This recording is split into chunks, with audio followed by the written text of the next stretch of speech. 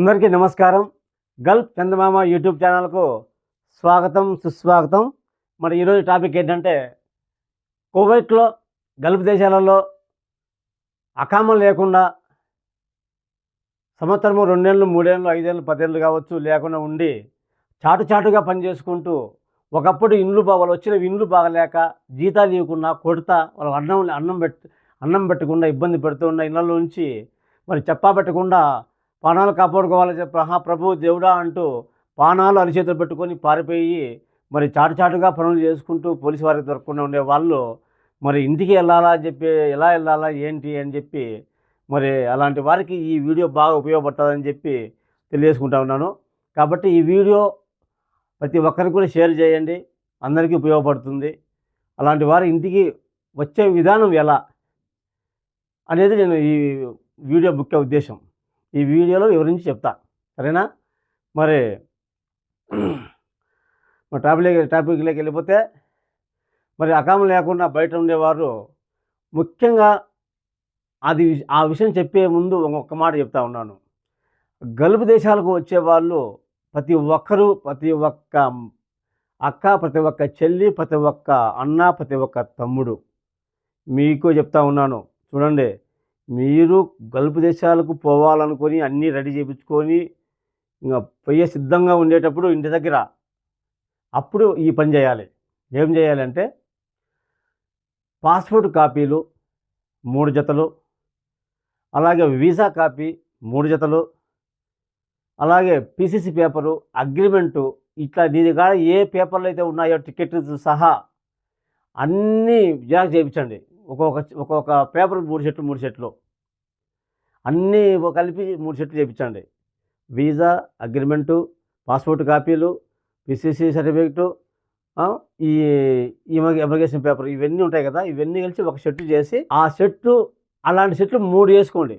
3 చేసుకున్న తర్వాత ఒక సెట్టు వచ్చేసి మీ ఇంట్లో బీరువాలో భద్రంగా దాచిపెట్టండి, మన వాళ్ళకందరికీ తెలిసేలా. ఇంకొక సెట్ వచ్చేసి మీ అత్తగారి ఇంట్లోనో, మీకు ఎవరైతే ముఖ్యంగా ఉంటారో, మీ తర్వాత ఇంకా ఎవరైనా ముఖ్యమైన ఉంటారో వాళ్ళ ఇంట్లో బీరువాలో పెట్టండి. ఇంకొక సెట్టు, 3వ సెట్టు మీ వెనకమ్మటి తెచ్చుకొని మీ హ్యాండ్ బ్యాగ్లో పెట్టుకోండి. కువైట్ ఇంట్లోకి వచ్చిన తర్వాత మీ పర్సనల్ బ్యాగ్లోనే పెట్టుకోండి తప్ప, అవి మటుకు కువైట్ వాళ్ళు ఎద్ది పాస్పోర్ట్ అతని అన్నప్పుడు పాస్పోర్ట్ ఒకటే ఇచ్చేయండి. ఒరిజినల్ అన్నీ ఇచ్చేయండి, ఇబ్బంది లేదు. దానికి సంబంధించిన కాపీలన్నీ మీ కాడ ఉంటాయి. ఆ సెట్ ఇవ్వద్దు, అది మీ కాడ పెట్టుకోండి వాళ్ళకి తెలియకుండా. మరి ఎందుకంటే ఇవి రేపు మీ ఫ్యూచర్లో మీకు ఆ ఇంట్లో విధి రాత ఎలా ఉందో మీకు, ఎందుకంటే అన్నీ బాగుండి చేస్తే పర్వాలేదు, మీరు వచ్చిన దానికి కష్టపడి చేసుకొని ఉంటే పర్వాలేదు. మీరు వచ్చిన తర్వాత వాళ్ళు ఇబ్బంది పెట్టో, లేకుంటే నువ్వు ఉండలేకనో ఏదో విధంగా జరిగి నువ్వు ఆ ఇంట్లోంచి పారిపోయినావు అనుకో, ఒరిజినల్ అన్నీ మొత్తం వాళ్ళ చేతిలో వెళ్ళిపోతాయి కదా, వాళ్ళ చేతిలో పెట్టేసి ఉంటావు. ఒరిజినల్ వెళ్ళిపోయినప్పుడు మళ్ళీ నువ్వు సంవత్సరం, 2 ఏళ్ళ, 3 ఏళ్ళకో ఏమన్నా చాటుగా పని చేసుకొని అదో మీ ఇంట్లో కుటుంబాన్ని పోషించుకుంటూ అంటారు, డబ్బులు పంపించుకొని. తర్వాత అయినా మన ఇంటికి వెళ్ళాలి కదా ఎప్పటికైనా. అలాంటప్పుడు ఖచ్చితంగా మన ఇండియన్ ఎంబసీ అధికారులు పాస్పోర్ట్ కాపీలు అడుగుతారు. అప్పుడు మీకు అవసరం వస్తాయి. మీరు ఎప్పుడైతే దాచిపెట్టుకొని ఉంటారో బ్యాగులో, ఒకవేళ అవి పోయినా కూడా ఆ బ్యాగును వదిలేసి మీరు పారిపోయి ఇచ్చింటారు అనుకుందాం. అప్పుడు ఇంటికి ఫోన్ చేసి మీ తమ్ముడో, లేకుంటే మీ కొడుకో, మీ కూతురునో, లేకుంటే మీ భర్తనో ఎవరో ఒకరిని మీకు ఫోన్ చేసి, మన ఇంటి కాపీలు ఉన్నాయి కదా, ఆ రోజు నేను పెట్టాను కదా, అవి నాకు ఫోటోలు తీసి పెట్టండి అని చెప్పి అప్పుడు ఫోటో తీసుకుని పెట్టుకుంటే నీకు ఉపయోగపడతాయి. ఈ టయానికి, ఇక్కడ వెళ్ళే టయానికి, మన ఇండియన్ ఎంబసీకి పోయే టయానికి అవి ఉపయోగపడతాయి అన్నమాట. అక్కడ కూడా మిస్ అయ్యింటే ఇంకొక జత అక్కడ ఉన్నాయి కదా మీ ముఖ్యమైన వాళ్ళ ఇంట్లో, అవి అక్కడి నుంచి తెప్పించుకోవచ్చు.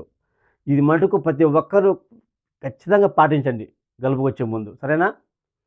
ఇంకో విషయం ఏంటంటే, ఇంకా ఈ పాస్పోర్ట్ కాపీలు తీసుకొని మనం ఇండియన్ ఎంబసీకి అధికారులు అక్కడ పాస్పోర్ట్ కాపీలు తీసుకొని మన ఇండియన్ ఎంబసీ అంటే ప్రతి ఒక్క గల్ఫ్ కంట్రీలోనూ మన ఇండియన్ ఎంబసీ ఒకటి ఉంటుంది. అక్కడికి వెళ్ళిన తర్వాత పాస్పోర్ట్ కాపీలు మన దగ్గర ఉండడం మంచిది. లేకపోతే ఒకవేళ ఏమి లేని పక్షంలో ఎట్లా అంటే, దానికి ఈ మధ్య మరి మన ఇండియన్ గవర్నమెంట్ ఎంబసీ ద్వారా మరి పింగళ్ళు పెట్టి, మరి ఆ పింగళ్ళ ద్వారా మీ పాస్పోర్ట్ కాపీలు బయటికి తీస్తారు. అంటే దానికన్నా అది ఎందుకంటే కొంచెం కష్టము అనమాట. అంటే దానికి టైం పడుతుంది కాబట్టి ముందు మీ దగ్గర ఉంటే టకటక పనులు జరిగిపోతాయి.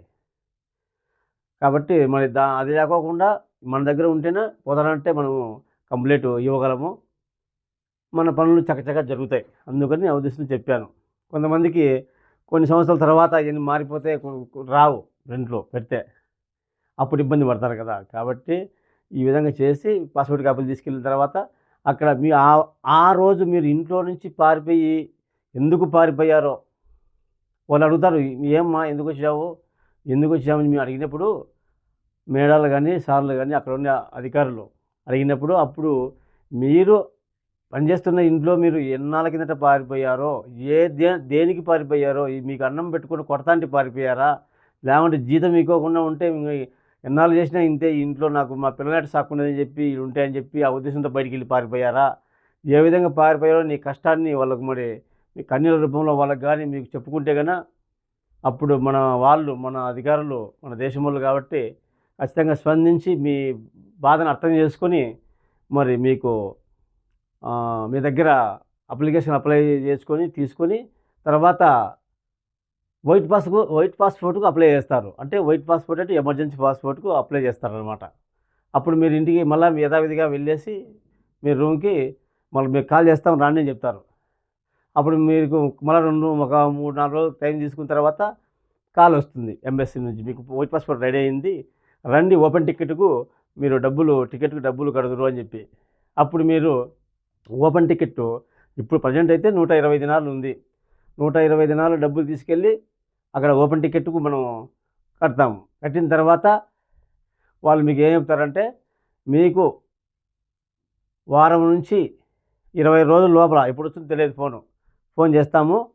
మీరు ఫోన్ చేసినప్పుడు 20 కేజీల లగేజ్ తీసుకొని ఒక బ్యాగు 20 కేజీల లగేజ్ ఒకటే ఒక బ్యాగ్ తీసుకొని మీరు ఇక్కడ హాజరు కాండి అని చెప్తారనమాట.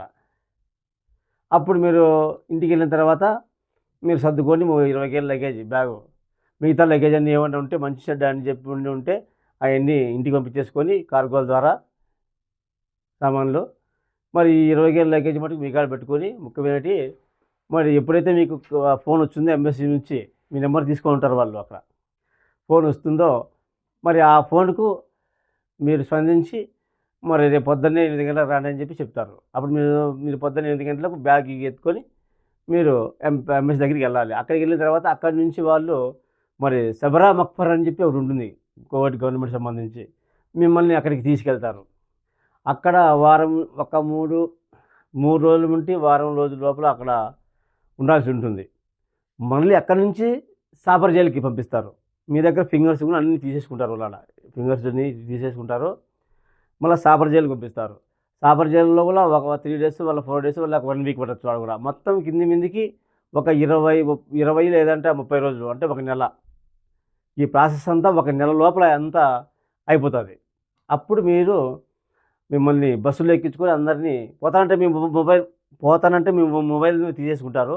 మళ్ళీ మీరు తిరిగి వెళ్ళేటప్పుడు మీ మొబైల్ మీకు ఇస్తారు. వాళ్ళకి ఫుడ్ అన్నీ బాగా పెడతారు, ఇబ్బంది ఏమి ఉండదు. జైలు అనేది పోయమ్మా జైలు స్వామి కొట్టి గల్లికి వచ్చారేమో అనుకోవద్దు. లేదు అలాంటిదే ఉండదు. అందరినీ తీసుకుపోయి అక్కడ కూర్చోబెడతారు. అందరికి బెడ్లు ఉంటాయి, పనుకుంటారు, అన్నీ మామూలే అన్నీ. సరేనా? అదే మీ సీరియల్ నెంబర్ ప్రకారం వచ్చిన వాళ్ళు వచ్చినట్టే ఇది ఈ నెంబర్ నుంచి ఈ నెంబర్ వరకు ఇంతమందిని ఎక్కిస్తాను, వీళ్ళందరినీ ఒకసారి పంపించాలా అని చెప్పి అట్లా గుంపులు ఒకసారి గుంపులుగా వదులుతుంటారు కాబట్టి లేట్ అవుతుంది ఇక్కడ. అంతేగాని ఇంకోటి విషయం ఏంటంటే ఎయిర్పోర్ట్కి తీసుకెళ్లే రోజు మీ సెల్లు మీకు ఇచ్చి మీ వస్తువులు మీకు ఇచ్చేసి మీ బ్యాగు 20 కేజీల బ్యాగు మీకు ఇచ్చేసి మరి బస్సు ఎక్కమంటారు. బస్సు ఎక్కిన తర్వాత ఎయిర్పోర్ట్ దిగిన తర్వాత సెక్యూరిటీతోనే పోతారు మీరు. సెక్యూరిటీ ఉంటారు, పోలీసు వాళ్ళు ఎస్కార్ట్. మరి లోపల సెక్యూరిటీ సెక్షన్ దాటినంత వరకు అక్కడే ఉంటారు వాళ్ళు. సెక్యూరిటీ సెక్షన్ దాటిన తర్వాత మళ్ళీ వచ్చేస్తారు. మళ్ళీ మీరు ఫ్లైట్ ఎక్కి ఇంటికి వెళ్ళిపోవచ్చు అనమాట, ఇంటికి వచ్చేయచ్చు. అది విషయం. సరేనా? మరి మన గల్ఫ్ చందమామ యూట్యూబ్ ఛానల్ను ఇలాంటి ఎన్నో మీకు తెలియపరిచేలా నేను ఈ యూట్యూబ్ ఛానల్ను మరి ప్రారంభించాను. కాబట్టి ప్రతి ఒక్కరు కూడా మన గల్ఫ్ చందమామ యూట్యూబ్ ఛానల్ను సబ్స్క్రైబ్ చేసుకొని బెల్ సింబల్ నొక్కి లైక్ చేయండి, అలాగే ఫాలో కాండి, మరి షేర్ కూడా చేయండి. ఈ వీడియో అందరికీ ఉపయోగపడుతుందని చెప్పి తెలియజేసుకుంటున్నాను. నమస్కారం అందరికీ.